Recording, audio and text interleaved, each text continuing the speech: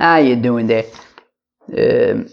I was gonna say something else, but I didn't. But I know Jordan would get a little bit thrown off if I didn't do the welcome back to Babylon Talmud. Today we're studying Daf Lamed, Daf 35 in Masechta Gittin. Friends, today we have a Gevaldige Daf over here. I think. Why not? Alright, friends, let's jump in. We're going to start in Daf Lamed Daled on the base. We're going to start at the Mishnah. In Almon Nefras Minichsi Yisobim Parapa Taparapa. Sorry, I gotta get my composure over here. Alright, Ein Almon Nefras Minichsi Yisobim El B'Shvur Para. So a almone, a widow, needs to swear if she wants to get her ksuba payment from the estate of her late husband. Meaning she has to swear that she hasn't taken anything yet, right? Excuse me. Yeah, well, meaning she's coming to the estate and she's saying, okay, like, I have a ksuba, I want to get paid. So they say, okay, just swear that you haven't taken anything yet and we'll pay you in full. Right? We have to make sure that, she hasn't already collected it or part of it. So for a widow to get paid from her late husband's estate, she must swear that she hasn't yet received anything. And then she could collect in full. However, they stopped doing the shvuas. The Gemara is going to explain why. They stopped doing the shvuas.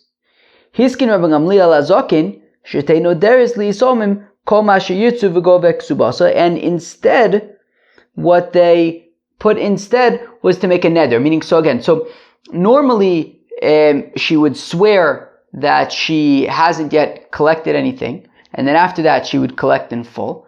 However, they stopped doing that. The Gemara is going to explain why. So what does she do? So how is she supposed to collect her ksuba then? Because she needs to swear in order to collect it, but they're not swearing anymore. What she can do is she can make a neder instead of a shvua, meaning what she'll say is,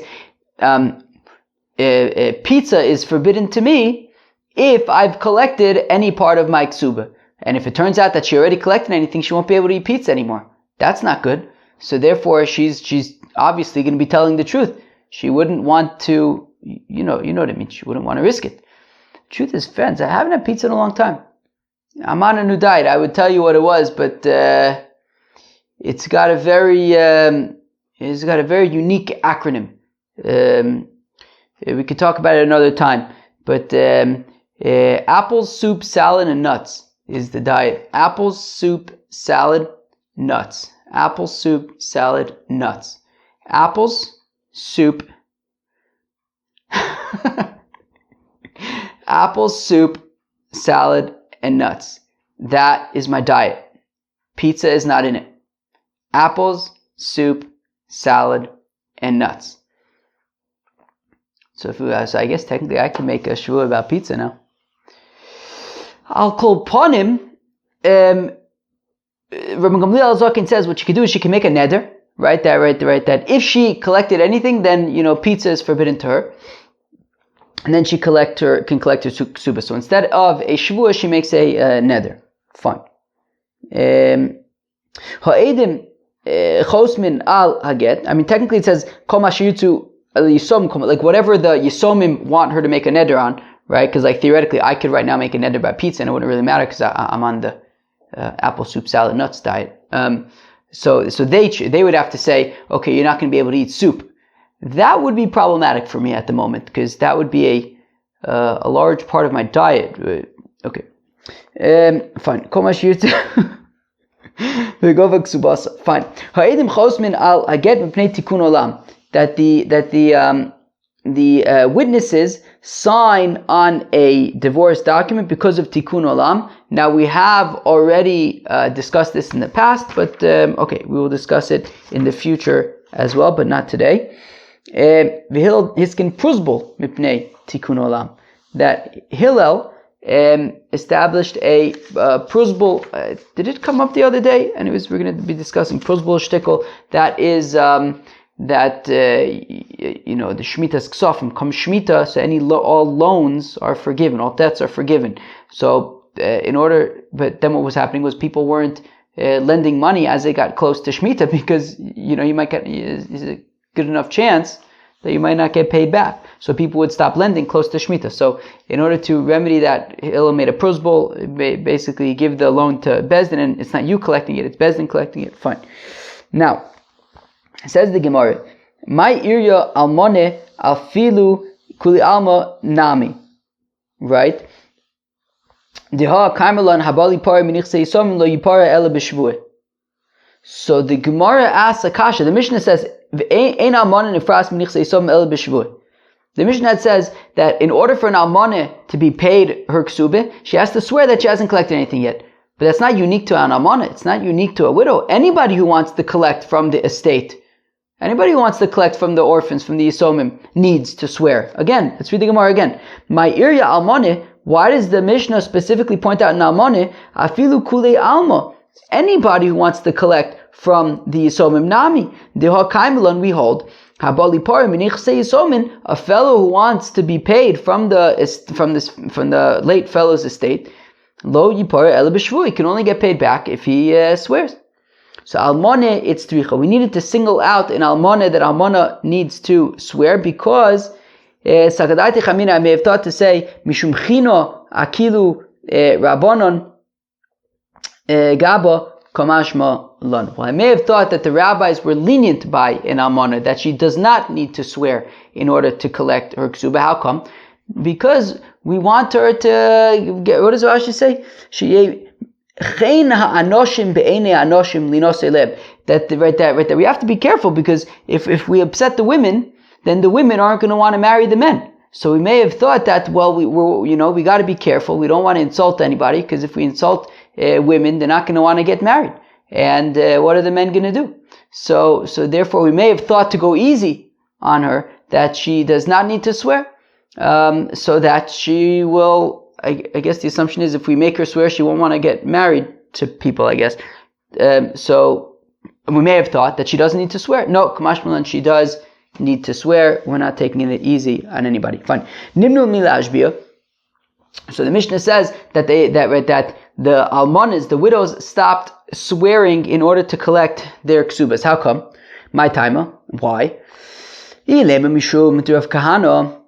Maybe because of what Rav Kahana said. To Rav Kahana says Rav Kahana, Va'amrila Rav Yudah Marav. Some say Take, it was Rav Yudah Marav. Maise.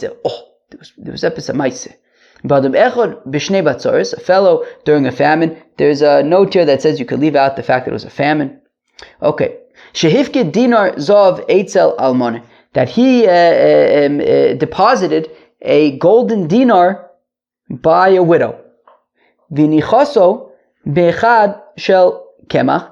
And she put the golden dinar into, she put it away in a container of flour. And unbeknownst to her, then when she baked bread and she gave it to a poor person, and unbeknownst to her, that golden dinar was in the bread that she baked.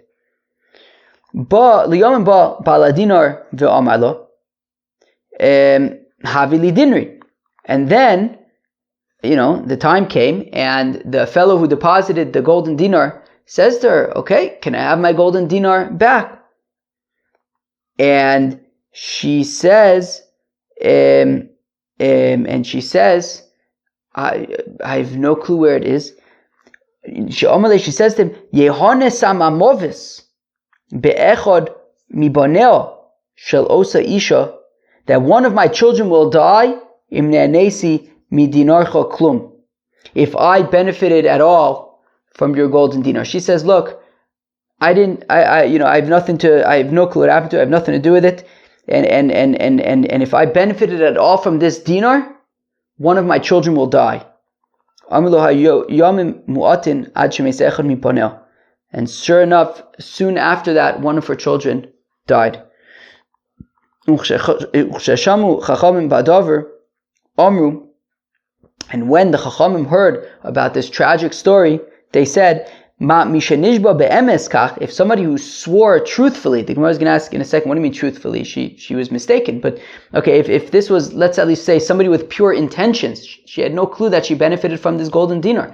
If somebody with pure intentions swears, and the outcome of this swear is the tragic death of her children, hanishba al sheker alachas kama v'chama. then certainly somebody who swears falsely, such as potentially an almana, a widow who's swearing falsely that she did not take anything from the estate, but really she did, then certainly that would be pretty bad.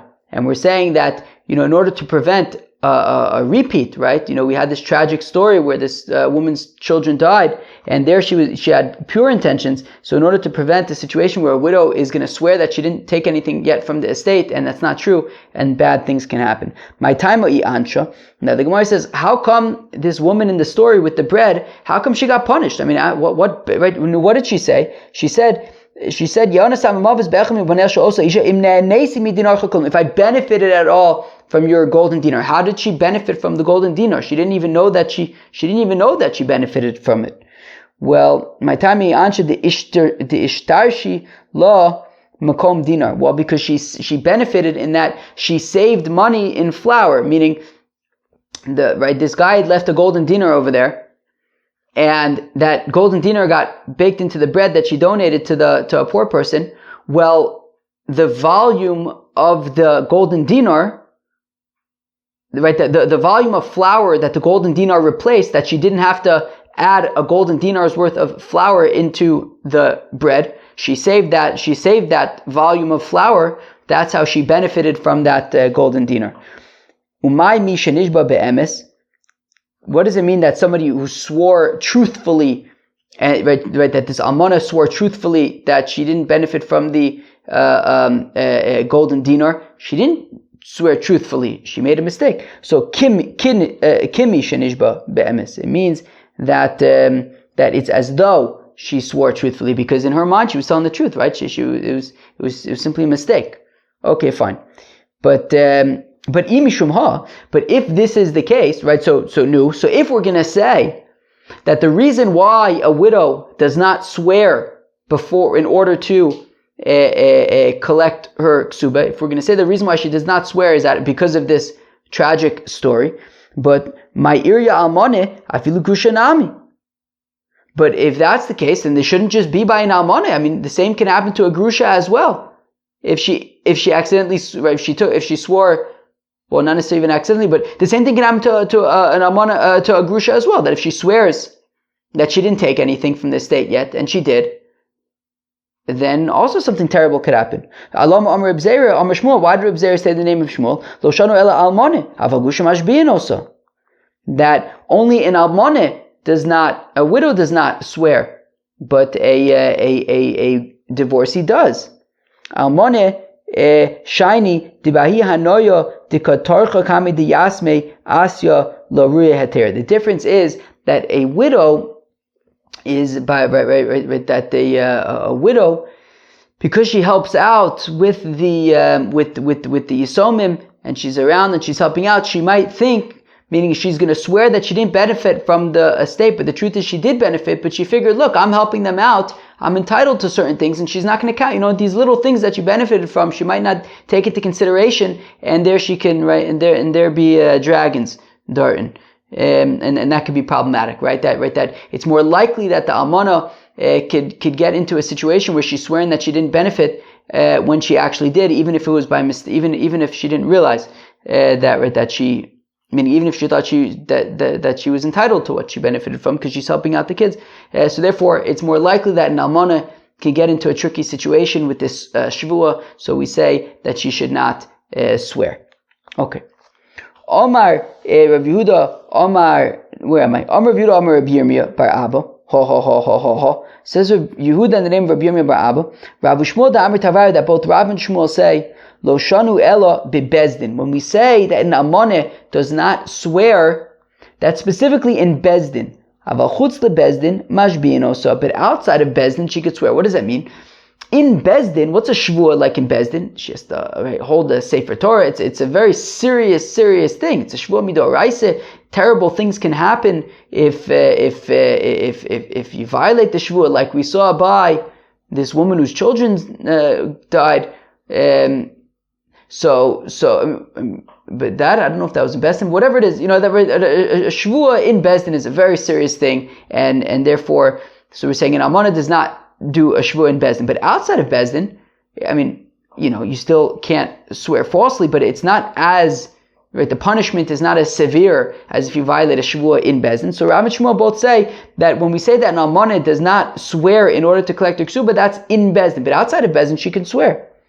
Ini, is that true? Rav lo magbe ksuba lar malte. But is that really true? After all, Rav would not collect ksubas for widows. Rav did not collect ksubas for widows because they didn't swear, and if they didn't swear, they couldn't collect. So then, but if we're saying that both Rav and Shmuel say that only in court you don't swear, but outside of court you can swear, so then why did Rav not collect ksubas for almanas? Just have them swear outside of court. Kasha, it's takaguta kasha. Besura masnuachi. Now that's how they teach it in Surah, but benardoya masnuachi, they teach the following way in Nardoya, Amar of Yehuda, Amar Shmuel. That says of Yehuda in the name of Shmuel, Lo shanu ela bebezdin, that they say specifically that in Bezdin she doesn't swear, aval chutz lebezdin mashbihin also, but outside of Bezdin she can swear. V'Rav Omar, but Rav argues on Shmuel, and he says afilu chutz lebezdin nami ein mashbihin also, that even outside of Bezdin also she would not swear. Rav Letaime, and that's consistent, right? That's aligned with Rav's opinion. Rav lo magbe ksuba la malte, because Rav would not collect ksubas for widows because they couldn't swear, whether in Bezdin, whether outside of Bezdin. Rav's opinion is that they don't swear, therefore widows cannot collect their ksubas according to Rav. V'li adra v'ligbaye. But one second, what about the Mishnah had suggested that even if they're not going to swear, let them make a neder, right? Say, if I collected anything, then I'm not going to eat, then I'm not allowed to eat pizza. So b'shnei derav kile nidre. Well, because in the days of Rav, in Rav's time, people weren't taking vows seriously enough, and therefore people would violate vows, and therefore they couldn't be relied upon, and therefore, according to Rav, widows could not swear in Bezdin, outside of Bezdin, no nidarim, and therefore they couldn't collect their ksubas.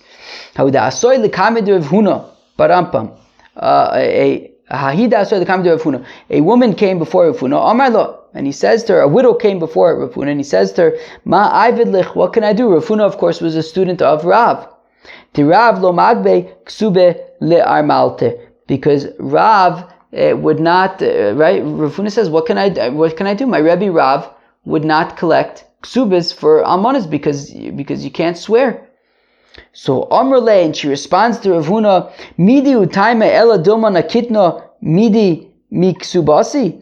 Well, the whole concern why I wouldn't be swearing, why widows don't swear, is because we're concerned that, well, maybe they already collected something from their ksuba and they will be swearing falsely. Well, chaya shem tzvokis, by God Himself, im ne'anesi miksubasi klum, if I got any benefit from my ksuba. She's swearing that she did not get any benefit from her ksuba. Amar Rav Huna mod Rabbi kofetzes. And Rav Huna says, all right, well, Rav admits that if she jumps the gun and she just swears on her own accord, well, she just swore that she didn't take anything from her ksuba, so okay, gesundheit, collect your ksuba now that you swore. So meaning, so in general, widows don't swear, but here where she just like on her own just did it, okay, well, she swore, she can collect her ksuba now.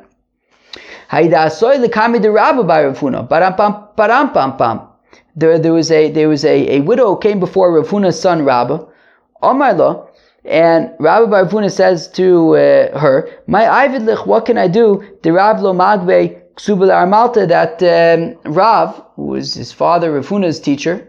I assume that Rabbi Bar Rav Huna was not necessarily a student of Rav. I don't know. Definitely his father was a student of Rav. Maybe when Rav was older, Rabbi Bar Rav Huna was a student. I don't know. But Rabbi Bar Rav Huna, either way, he's quoting Rav, and he's saying that we can't collect subas for widows because you would need to swear, and widows don't swear now.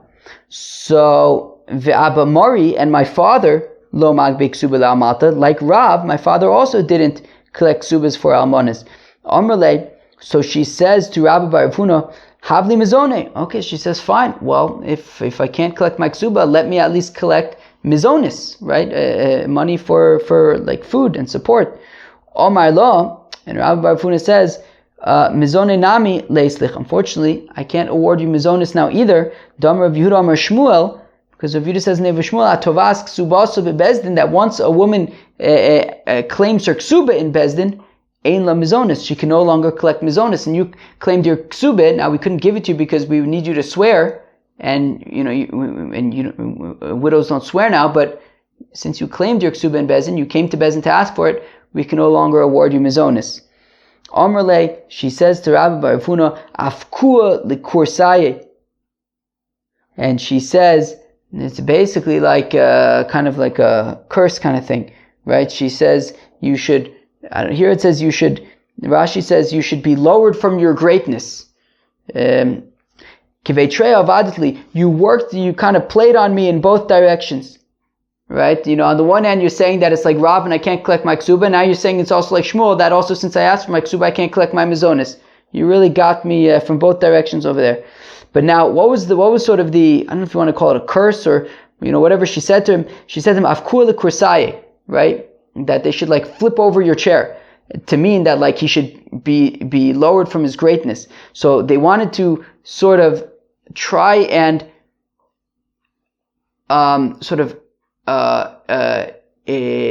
like nullify, kind of like suck out the strength of that, the efficacy of that sort of curse. So where am I? So afkur l'kursaye v'tirtzua. So what they did was they tried, meaning she cursed him by saying that his chair should be flipped over. So what they did, that was meant to say that like his status should be flipped over, or his life should be flipped over. But because they wanted to kind of, so what they did was they took his chair and they flipped it over and put it back to kind of like symbolize, like, okay, fine, we're flipping over our chair, like the chair flipping over is a flipping over our chair. It shouldn't actually affect Rav Huna. Like you talked about flipping over chairs, chair was flipped, let's move on with our lives. But but nonetheless, he was still affected by her. I don't know if the curse seems a little bit extreme, but sort of omen or something. Gufa, we said earlier. Amr Ibzera, says Ibzera. Amr Shmuel, a name of Shmuel. Lo shanu elo almone. That we only taught by right, that only an almone does not swear. Hava grusha mashbiyan also. But a grusha, a divorcee, would swear if she wants to collect the ksuba. Grusha, the adra, low. But what if a grusha makes a neder, right? Meaning we had said in the Mishnah that an almoneh does not swear, but she makes a neder, right? She's not going to eat, right? If she collected anything from the ksuba already, she can't eat pizza. Pizza is forbidden to her. So only if a widow uses a neder. What if a grusha makes a neder? Shalchu mitam, they sent from Eretz Yisrael to Bavel, Eich plonisa bas ploni kabilas gito min yida de'acha barhedja demiskri aya mari, that this woman, right, they sent from her, basically there was a couple from Bavel that made aliyah to Eretz Yisrael and then they got divorced. And in Eretz Yisrael they wrote the get, but they still had property in Bavel. So she came back to Bavel to collect her ksubah. So now they sent from Eretz Yisrael, the Bezdin in Eretz Yisrael sent a document, right? I'll read that again. Ech plonisa bas ploni, that this woman, Kabilas Gita, received her get. She's divorced now, she received her get. Min yudada Acha bar Hedja, from Acha bar Hedja, Demiskri Ayamari, that is also called Ayamari. Vinodart, and she made a neder in front of us. V'osart Peris Sheba Olam Allah, and she said that all the fruits of the world will be forbidden to her. Dilo kabilas miksubasa, that she hasn't received from her ksube, ella glufkira, only a glufkira, only a coat, echod, one coat, v'sefer tilim, she received the sefer tilim echod, v'sefer Iyov, in a book of Job, umemshalos, bluim, and a worn out book of Mishlei, mishamnum b'chamisha mana, that are valued at 5 mana. When you people in Bavel, when she arrives in Bavel, Hagbua es Ashar, you can give her the rest of it. So we see that, right, it says in the document that she made a neder, that she had made a neder about what she had collected. So we see that by divorce, you can also make a neder. So Amr Rashi Au get Yivamin Hava. To which Rashi, 1 second. Yeah, okay, fine. Yeah. So Rashi says, so Rashi will get Yivam and Hava. No, that wasn't a divorcee. That was that was an almana. She was widowed, but she was she had to do yibum with her late husband's brother, and she gave a get, and then that was the get. But really, she was betzim a widow. Okay, fine. Hiskim Rabbi Gamliel Azaken shtei noderes v'chulei. Oh, so Rabbi Gamliel Azaken had made a takone that, okay, if she's not going to swear in order to collect her ksube, she will make a neder. She will make a neder that she's not going to eat pizza. Fine. If she took anything, she can't eat pizza. Rav Huna, now says Rav Huna, Lo shanu ela b'shelo nises. That is only if she's not married. Right, meaning so her husband passed away, and as long as she hasn't yet gotten remarried, she can make this neder that she hasn't gotten any benefit from the ksuba, that she hasn't collected anything from the ksuba yet, and if she has, she can't eat pizza. Aval nises, but if she's already married, she's already remarried, ein madirin osa, then she can no longer make a neder. So now the Gemara says nises my timer. Now if she already got married, why can't she make a neder anymore? The mefer labal. Well, because her husband could just be made for it, right? That if she makes a neder, that if she says that I didn't collect anything from the ksube, and if I did, I can't eat any pizza. So then her husband, if she's married, her husband could just be made for that neder. So she could say whatever she wants in Bezdin. She'll collect the ksube, even though she already collected stuff before him, but she'll say that she hasn't collected anything. And if she did, she can't eat pizza. She'll then collect her full ksube, in addition to whatever else she already collected. Her husband will just be made for the neder. She can go eat pizza that night. So, kilonises nami lichi minsaba meferla baal. But 1 second. But then even if she's not married, what difference should it make? Even if she's not married, the neder should be irrelevant, because when she gets remarried, her husband will just be made for the neder then. So, ein abal mefer b'kodmin. Yeah, but a husband cannot be mefer prior nidarim, as we learned about Masechta Nidarim.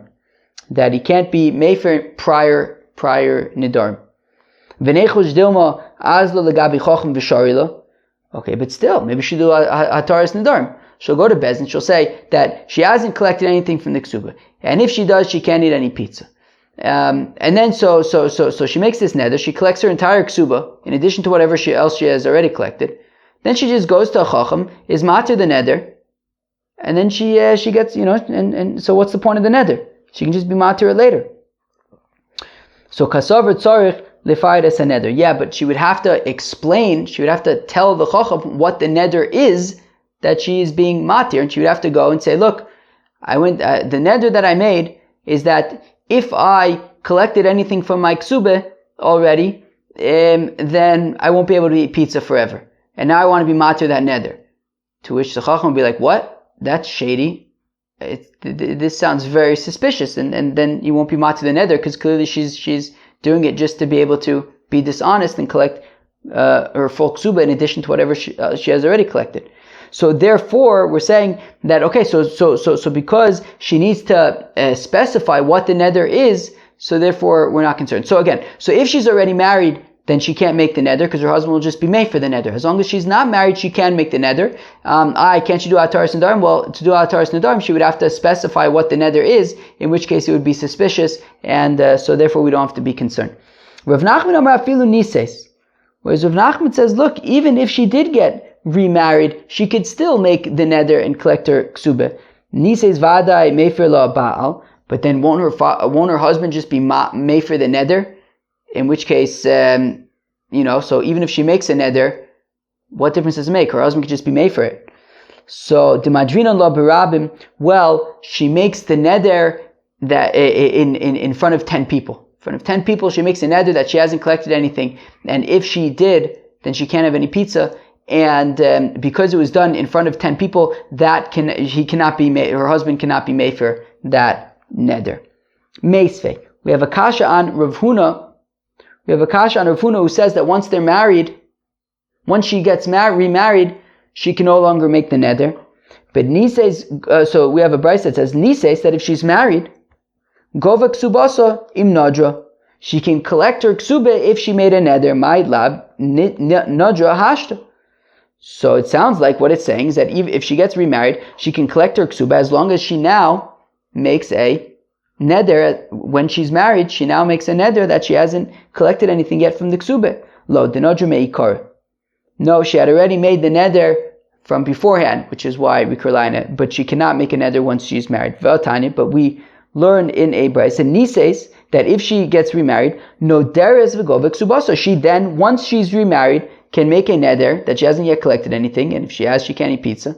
V'govek subasa, and she can collect her ksuba. So that is pretty clear that she can be making this neder after she's remarried, which is kasha and Rav Tanoihi, the Gemara says it's machlokas tanoim. The ikalaman da omer neder shuda barabim yesh lo afare, because there is an opinion who says that even a neder that was made in front of 10 people, still her husband can be made for it, and that is what Rav Huna is concerned about. Whereas v'ikalaman da omer ein lo afare, whereas Rav Nachman holds like the Tana that says that a neder that was made in front of 10 people, the husband cannot be mefer, and therefore Rav Nachman says, look, if she gets remarried, she could still make a neder because her husband, since she's doing it in front of 10 people, her husband cannot be made for that neder.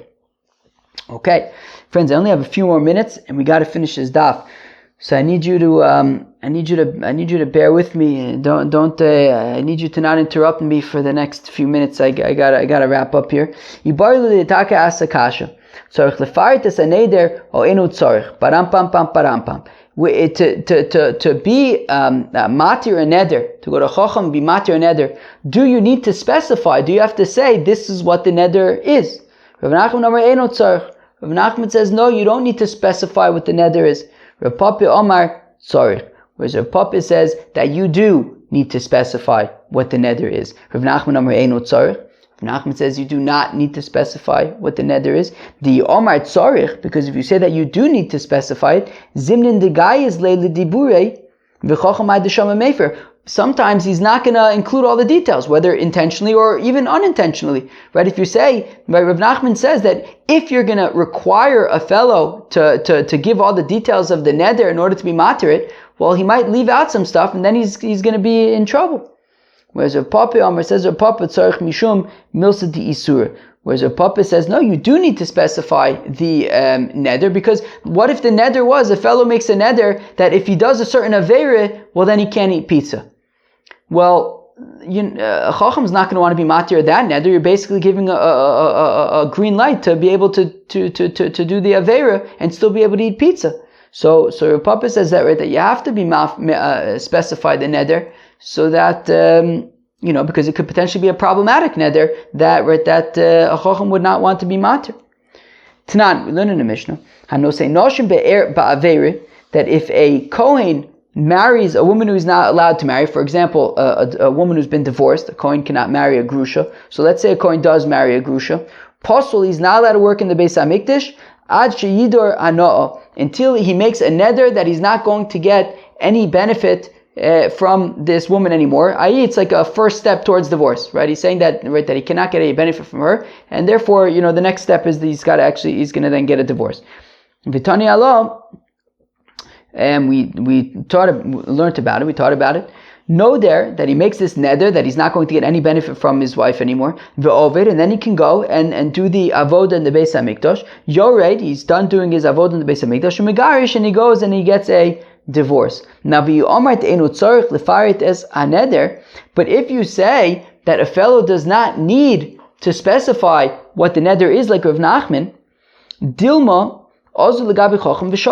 but then don't we have to be concerned that she's right? You have a kohen who's married to a grusha. Now they say, look, you can't serve in the Beis HaMikdash anymore until you make a neder that you're not going to get any hana from your wife anymore, and that's first step towards divorce. And he says, okay, sure. He makes a neder, he's not going to get any more benefit from his wife, hana from his wife, and he goes to the Beis HaMikdash to do the avodah. But can't he just be, if you say like Rav Nachman that you don't need to specify the neder, can he just go to a chacham and be matir the neder, and if the Chacham isn't going to ask any questions, like what was the, if he asked the question, what's the neder? Oh, the neder is that if I get any benefit from my wife who I'm not allowed to be married to, then I can't eat pizza anymore. He's going to say, wait, you can't be, matir that neder. So, but if it's like Rav Nachman, you don't need to specify what's preventing him from just being matir the neder. Right? And he's going to be doing avodah in the Beis Hamikdash, even though he was matir this neder, and he's remaining married to a woman who's not allowed to be married to. Yeah, but we make him make this neder in front of 10 people.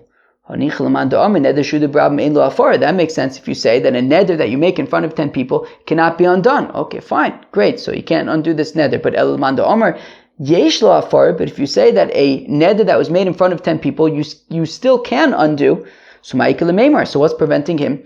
Right? If you say like Rav Nachman, what's preventing him from just going to a Chacham being matir the neder without having to say what it is? Timadrina le al das rabbim.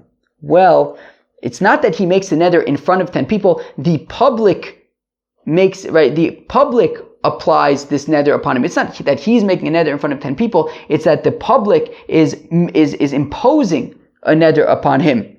The Amar HaMeimar, that HaMeimar says, Hilchasa, that the law is afil man the Amar neder shehu debrab yesh lo afar, that even if you say that a neder that you make in front of 10 people you can undo, al das rabbim, but if the public imposes a neder on a person, well then, ein lo afara, that cannot be done. And we're saying that it's where the public imposed this neder upon the fellow that he can't get any benefit from his wife anymore, and that they have to get divorced, and therefore he could work in the Beis Hamikdash because he can't undo it. That is only right. It cannot be undone as long as there's no mitzvah to be accomplished by undoing it. But if the neder is preventing a mitzvah, well then you would be able to undo a neder that was imposed by the public. Yesh lo, where am I? Yesh lo afar, aval dvar mitzvah yesh lo afar. Like a certain fellow who taught children, the adre Rav Acha al das rabbim, that Rav Acha sort of had the public impose a neder upon this fellow that he would not teach children anymore, to have a pasha biyanuke, because he was being too he was hitting the kids too much. But Ravina reinstated him and undid that neder, even though it was imposed by the public. But Ravina undid the neder because he was the best teacher. I'll leave you with that. How do you feel about that?